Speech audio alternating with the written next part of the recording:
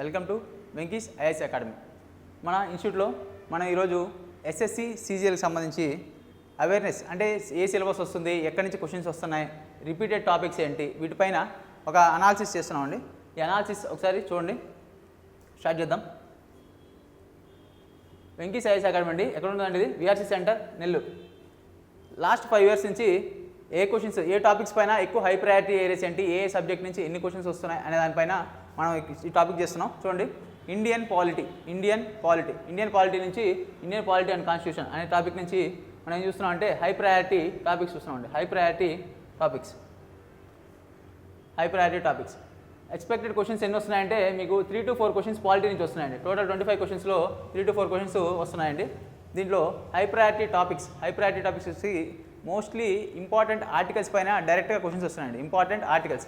ఈ ఆర్టికల్స్ ఎక్కడి నుంచి ఎక్కడి వరకు మనం మోస్ట్లీ గుర్తుపెట్టుకోవాలి అంటే ఆర్టికల్ 1 నుంచి 51 క్యాపిటల్ ఇక్కడ వరకు ప్రతి ఆర్టికల్ని కూడా గుర్తుపెట్టుకొని ట్రై చేయండి. తర్వాత ఆర్టికల్స్ ఏవైతే ఇంపార్టెంట్ ఉన్నాయో అవి గుర్తుపెట్టుకుంటే సరిపోతుంది. ఈ ఇంపార్టెంట్ ఆర్టికల్స్ ఎక్కడి నుంచి అంటే ఆర్టికల్ 1 నుంచి 51 వరకు. ఇది ఏ టాపిక్స్ ఉంటాయి దీంట్లో అంటే యూనియన్ అండ్ ఇట్స్ టెరిటరీ. ఇది పార్ట్ 1 అండి. తర్వాత వచ్చేసరికి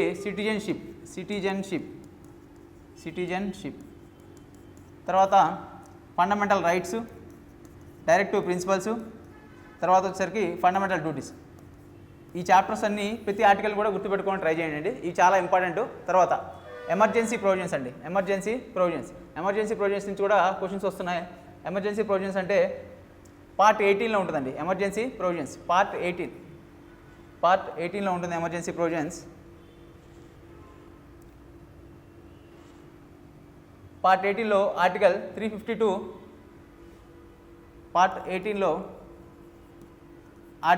352 వచ్చేసరికి నేషనల్ ఎమర్జెన్సీ గురించి మాట్లాడుతుంది. 356 వచ్చేసరికి స్టేట్ ఎమర్జెన్సీ గురించి మాట్లాడుతుంది. స్టేట్ ఎమర్జెన్సీని ప్రెసిడెంట్ రూల్ అంటారు. ఆర్టికల్ 360 వచ్చేసరికి financial emergency. Emergency articles, emergency ఎప్పుడు విధిస్తారు, దీనికి మెజారిటీ ఏం కావాలి, దీని గురించి కొద్దిగా నీట్గా చూసుకొని ట్రై చేయండి.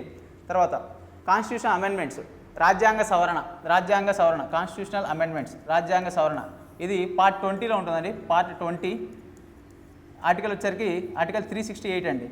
దీంట్లో రాజ్యాంగ సవరణ చేయడానికి ప్రొసీజర్ ఉంటుంది. దీనికి ఎవరు చేయొచ్చు అంటే ఓన్లీ పార్లమెంట్ మాత్రమే రాజ్యాంగ సవరణ చేయడానికి ఉంటుందండి. వీటి వరకు మాత్రం ఖచ్చితంగా హై ప్రయారిటీ ఏరియాస్ అండి. కంపల్సరీ వీటి నుంచి క్వశ్చన్స్ వస్తున్నాయి. దాంతోపాటుగా ఏ రాజ్యాంగ సవరణ, ఇంపార్టెంట్ రాజ్యాంగ సవరణలు అంటే 42వ రాజ్యాంగ సవరణని మినీ కాన్స్టిట్యూషన్ అంటాం. ఎందుకు అంటాం? తర్వాత ఈ 42nd కాన్స్టిట్యూషన్ అమెండ్మెంట్ యాక్ట్లో చేసిన తప్పిదాన్ని సరిదిద్దడానికి 44వ రాజ్యాంగ సవరణలో ఏం చేసాం, 86వ రాజ్యాంగ సవరణ ద్వారా ఏం యాడ్ చేసాం, ఫండమెంటల్ రైట్స్కి ఏ ఆర్టికల్ యాడ్ చేసాం, 21 capital right to education add చేయడం జరిగింది. ఇలాంటివన్నీ. తర్వాత ఈ రీసెంట్గా వచ్చిన 100 నుంచి 105 వరకు ఉండే రాజ్యాంగ సవరణలు కూడా గుర్తుపెట్టుకొని ట్రై చేయండి. ప్రాసెస్ వీటి వరకు హై ప్రయారిటీ ఏరియాస్ అండి. ఏంటి? పాలిటీ అనే సబ్జెక్ట్లో హై ప్రయారిటీ ఏరియాస్ అండి. ఇవి పాలిటీ సబ్జెక్ట్లో హై ప్రయారిటీ ఏరియాస్. తర్వాతకు వచ్చేసరికి మిగతా టాపిక్స్ ఏవైతే ఉన్నాయో పార్లమెంటు, జ్యుడిషియరీ, ఈ టాపిక్స్ని ఒకసారి టచ్ చేయడానికి ట్రై చేయండి. ఒకసారి చూసుకోండి. కానీ ఫస్ట్ చెప్పిన టాపిక్స్ ఏవైతే ఉన్నాయో ఆ టాపిక్స్ మాత్రం ఖచ్చితంగా గ్యారంటీగా ప్రతి ఒక్కరూ చూసుకొని ఎగ్జామ్కి వెళ్ళడానికి ట్రై చేయండి. పార్లమెంటు, జ్యుడిషియరీ, ఈ టాపిక్స్ ఇంపార్టెంట్ అండి ఇవి కూడా. కానీ మనం మోస్ట్లీ ఏంటంటే మీడియం ప్రయారిటీ ఇస్తున్నామండి ఈ ఏరియాకి. తర్వాత హిస్టారికల్ బ్యాక్గ్రౌండ్ అని అంటే బ్రిటిష్ వాళ్ళు మనల్ని పరిపాలించినప్పుడు 1773 రెగ్యులేటింగ్ చట్టం నుంచి మనల్ని వీళ్ళు భారతదేశానికి స్వతంత్రం ఇచ్చి వెళ్ళిపోయిన 1947 ఇండిపెండెన్స్ వరకు ఉండే ఏమేమి ఉన్నాయి, వీళ్ళు చేసిన చట్టాలు ఏంటి, వీటి గురించి ఒకసారి చూసుకోవడానికి ట్రై చేయండి. తర్వాత ఇది కూడా కొద్దిగా ఇంపార్టెంట్ అండి. ఏంటంటే లోకల్ సెల్ఫ్ గవర్నమెంట్. ఈ లోకల్ సెల్ఫ్ గవర్నమెంట్ని 73వ రాజ్యాంగ సవరణ, 74వ రాజ్యాంగ సవరణ ద్వారా పంచాయత్స్, మున్సిపాలిటీస్ని రాజ్యాంగంలోకి యాడ్ చేయడం జరిగిందండి. అంటే రాజ్యాంగ భద్రత కల్పించారు. దీంట్లో కమిటీస్ ఉన్నాయండి. కమిటీస్ చాలా ఇంపార్టెంట్. ఆ committees Balwant Rai Mehta committee, Ashok Mehta committee, ఇలాంటి కమిటీస్ ఏవైతే ఉన్నాయో ఈ కమిటీస్ని గుర్తుపెట్టుకొని ట్రై చేయండి. వీళ్ళు ఏం చెప్పారు, ఏం రికమెండేషన్ ఇచ్చారు అనేది ఒకసారి చూడండి. ఓకేనా? ఇవి పాలిటీకి సంబంధించిన ఇంపార్టెంట్ టాపిక్స్ అండి. పాలిటీ సబ్జెక్ట్కి సంబంధించిన ఇంపార్టెంట్ టాపిక్స్. తర్వాత ఇండియన్ హిస్టరీ అండ్ కల్చర్ అండి. ఇక్కడికి వచ్చేసరికి మనకి హై ప్రయారిటీ ఏరియాస్ వచ్చేసి మెయిన్గా హిస్టరీలో కూడా మనకి ఆర్ట్ అండ్ కల్చర్ అండి. ఆర్ట్ అండ్ కల్చర్లో ఎక్కువ క్వశ్చన్స్ వస్తున్నాయి. అవి కూడా ఏంటంటే ఇవి జనరల్ జీకేలో వస్తాయి, అలాగే హిస్టరీలో కూడా కొన్ని దగ్గర తెలుస్తాయండి. క్లాసికల్ అండ్ ఫోక్ డ్యాన్సెస్, అలాగే ఫేమస్ అయిన ఏ రాష్ట్రంలో ఏ డ్యాన్సెస్ కానీ ఏ కల్చర్ కానీ డిఫరెన్స్ ఏమన్నా బాగా ఫేమస్ ఏవైతే ఉన్నాయో వాటన్నిటిని చూడడానికి ట్రై చేయండి. తర్వాత ట్రెడిషనల్ మ్యూజికల్ ఇన్స్ట్రుమెంట్స్ ఏంటి, దాన్ని వాదించే వాళ్ళు ఫేమస్ అయిన వాళ్ళు ఆ రంగంలోనే చూడాలి. తర్వాత రీజనల్ ఫెస్టివల్స్ అంటే ఆంధ్రప్రదేశ్కి వస్తే సంక్రాంతి అని, తమిళనాడుకి వెళ్తే పొంగల్ అని, రకరకాల అస్సాం ఇలాంటి బిహు అని ఇలాంటి ఫెస్టివల్స్ ఏవైతే ఉన్నాయో రీజనల్ ఫెస్టివల్స్ వాటిని చూడండి. తర్వాత 18th and 19th సెంచరీలో సోషియో రిలీజియస్ రిఫార్మ్స్ జరిగాయండి. అంటే రాజా రామ్మోహన్ రాయ్ సతీ సాగమనానికి ఎదుర్కొని ఎలా నిలబడ్డాడు, ఈశ్వర్ చంద్ర విద్యాసాగర్ ఇలాంటి వాళ్ళందరూ ఏ సోషియో రిలీజియస్ రిఫార్మ్ తెచ్చారు కదా, ఈ సోషియో రిలీజియస్ రిఫార్మ్ మూమెంట్స్ని చూసుకోవాలండి ఖచ్చితంగా. ఇవన్నీ ఇంపార్టెంట్ అండి. తర్వాత మెడివల్ హిస్టరీలోకి వస్తే ఢిల్లీ సుల్తానేట్ అని ఒక ఎంపైర్ ఒకటి ఉంటుందండి, సామ్రాజ్యం. ఆ సామ్రాజ్యంలో ఒక 5 వంశాలు పరిపాలించుంటారు. ఆ 5 వంశాల్లో స్లేవ్ వంశం, ఖిల్జీ వంశం, తుగ్లక్ వంశం, వాళ్ళ అడ్మినిస్ట్రేషన్ రిఫార్మ్స్ ఇలాంటివి బాగా ఇంపార్టెంట్. ఇవి చూసుకుంటే సరిపోతుంది. మరి మీకు ఎస్ఎస్సి సీజీఎల్లో మరీ డెప్త్ అడగట్లేదు కాబట్టి మోస్ట్లీ ఫ్యాక్ట్స్ ఉంటాయి కాబట్టి ఫ్యాక్ట్స్ని గుర్తుపెట్టుకోవడానికి ట్రై చేయండి. తర్వాత ముఘల్ ఎంపైర్ అండి. ముఘల్ ఎంపైర్ ఎవరితో స్టార్ట్ అయింది, బాబర్తో స్టార్ట్ అవుతుంది. వాళ్ళు బాబర్ నుంచి లాస్ట్ ఎంపరర్ అయిన బహదూర్ షా జాఫర్ టూ వరకు ఏవైతే కట్టడాలు ఉన్నాయో, ఏవైతే ఇంపార్టెంట్ కట్టడాలు ఈవెంట్స్ ఉంటాయో ఆ ఈవెంట్స్ని చూసుకోవడానికి ట్రై చేయండి. తర్వాత మేజర్ బ్యాటిల్స్, బ్రిటిష్ వాళ్ళతో ఏమైనా బ్యాటిల్స్ ఉన్నాయా, మధ్యలో మరాఠా వాళ్ళతో ఏమైనా బ్యాటిల్స్ ఉన్నాయా, వీటన్నిటిని చూసుకోవడానికి ట్రై చేయండి. దీంతోపాటు మన సౌత్ ఇండియాకి వచ్చామంటే మన సౌత్ ఇండియన్ కింగ్డమ్స్ అయిన విజయనగర ఎంపైర్లో సల్వా, తులువా ఇలాంటి వంశాలు ఉంటాయి. అవన్నీ చూడాలి, అరవీడు ఇలాంటి వంశాలు. తర్వాత మన తమిళనాడుకి చెందిన చోళ వంశం, వాళ్ళ యొక్క మ్యారిటైమ్ పవర్స్, వీటి గురించి బాగా చూసుకుంటే సరిపోతుంది మనకి హిస్టరీలో ఇవి. తర్వాత మోడర్న్ హిస్టరీకి వచ్చేసరికి మనకు మోస్ట్లీ అన్నీ ఇంపార్టెంట్గానే ఉంటాయి. ఎందుకంటే ఇక్కడ అన్ని ఫ్యాక్ట్స్ ఎక్కువ ఉంటాయి కాబట్టి ఎగ్జామినర్కి ఎక్కువ క్వశ్చన్స్ ఇవ్వడానికి ఛాన్స్ మోడర్న్ హిస్టరీలో దొరుకుతుంది. ఎక్కువ క్వశ్చన్స్ ఇవ్వడానికి ఛాన్స్ దొరుకుతుంది. ఇవి ఏమున్నాయంటే 1857 రివోల్ట్ అండి. 1857 రివోల్ట్ అనేది రావడానికి కారణాలు ఏంటి, దీని ముందు చాలా కారణాలు ఉంటాయి. కానీ ట్రిగ్గర్ పాయింట్ అని ఉంటుంది. ఆ ట్రిగ్గర్ పాయింట్ ఏంటి అంటే ఎన్ఫీల్డ్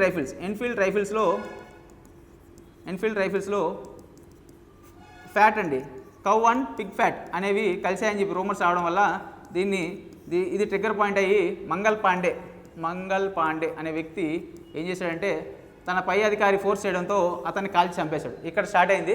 దీనికి 1857 రివోల్ట్లో పార్టిసిపేట్ చేసిన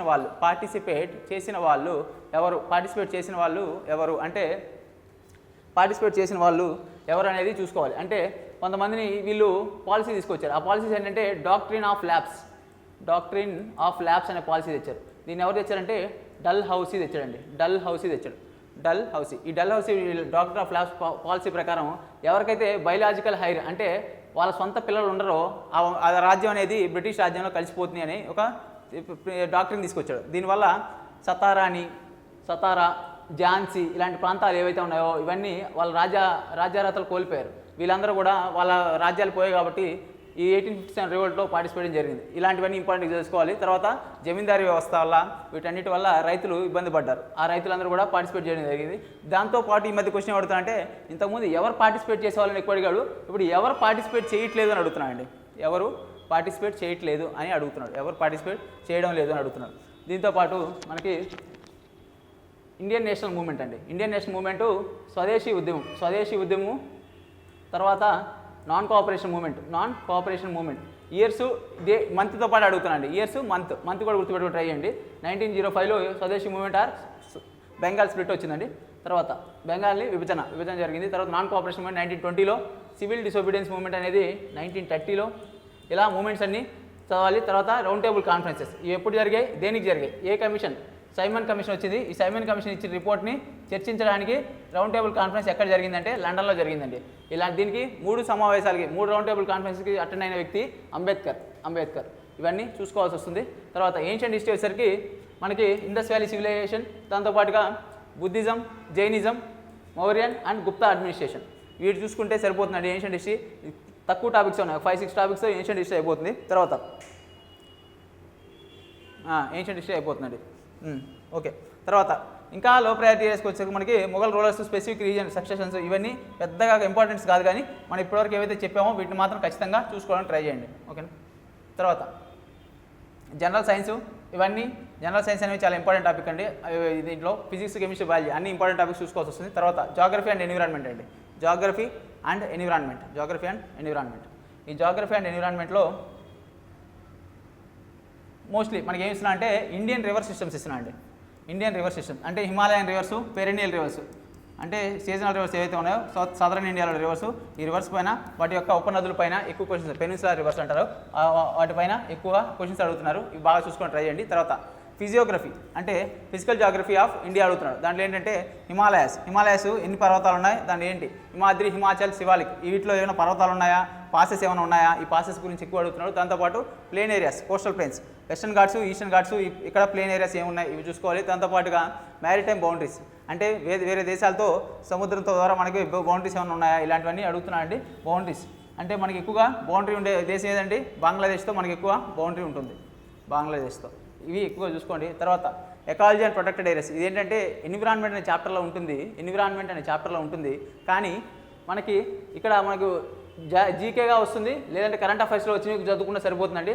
కరెంట్ ఇప్పుడు ఎన్ని నేషనల్ పార్క్స్ ఉన్నాయి, దాంట్లో ఇంపార్టెంట్గా ఏ ఎనిమల్స్ ఉన్నాయి, అక్కడ దేన్ని కాపాడుతున్న ఆ నేషనల్ పార్క్లో చూసుకోవాలి. తర్వాత బయోస్ఫియర్ రిజర్వ్స్ అంటే ఏంటి, man and biosphere reserve UNESCO programme ఏదైతే ఉందో దాని గురించి చూడాలి. తర్వాత రామ్సార్ వెట్లాండ్స్, ఇవి ఎక్కడ ఉన్నాయి, ఈ రామ్సార్ వెట్లాండ్స్ ఇండియాలో ఎన్ని ఉన్నాయి, కొత్తగా యాడ్ చేసిన ఏమైనా ఉంటే కరెంట్ అఫైర్స్ అది చూసుకోవాలి. దాంతోపాటు ప్రాజెక్ట్ ఎలిఫెంట్, టైగర్, ఇలాంటి ప్రాజెక్ట్స్ ఏవైతే 1992లో ఎలిఫెంట్, 1973లో ప్రాజెక్ట్ టైగర్, ఇలాంటివన్నీ కూడా మనం చూసుకోవాలి.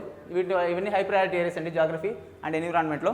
దీంతో పాటుగా మినరల్ ఎనర్జీ రిసోర్సెస్ ఎక్కడెక్కడ డిస్ట్రిబ్యూట్ అయినాయి, కోలు, ఐరన్, ఇవన్నీ ఎక్కడ డిస్ట్రిబ్యూట్ అయినాయో చూడాలి.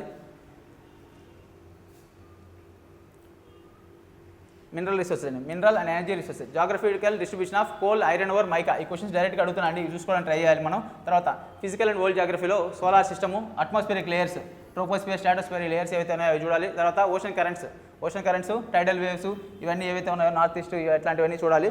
తర్వాత లూ అంటే ఏంటి, ఇలాంటి క్వశ్చన్స్ అడుగుతానండి, లూ ఇలాంటి అడుగుతున్నాడు. తర్వాత prominent global straits and canals, strait of Malacca, ఇలాంటి క్వశ్చన్స్ అవన్నీ చూసుకోవాలండి. తర్వాత లో ప్రయారిటీస్ వచ్చి జియోమార్ఫాలజీ ఇలాంటివి ఉన్నాయి. ఈ రోజుకి మనం ఈ 3 సబ్జెక్ట్స్ చూసామండి. మిగతాది రేపు చూద్దాము. మన వెంకీస్ అకాడమీ యాప్ని లాంచ్ చేయడం జరిగిందండి. మన ప్లే స్టోర్ నుంచి వెంకీస్ అకాడమీ యాప్ని అందరూ డౌన్లోడ్ చేసుకోండి. షార్ట్కట్స్తో మనం ఈ సిలబస్ అంతా కంప్లీట్ చేయడం జరుగుతుంది. కోర్స్ లాంచ్ చేస్తున్నామండి. ఎవరైనా ఇంట్రెస్ట్ ఉండే వాళ్ళు యాప్ డౌన్లోడ్ చేసుకోండి. Thank you.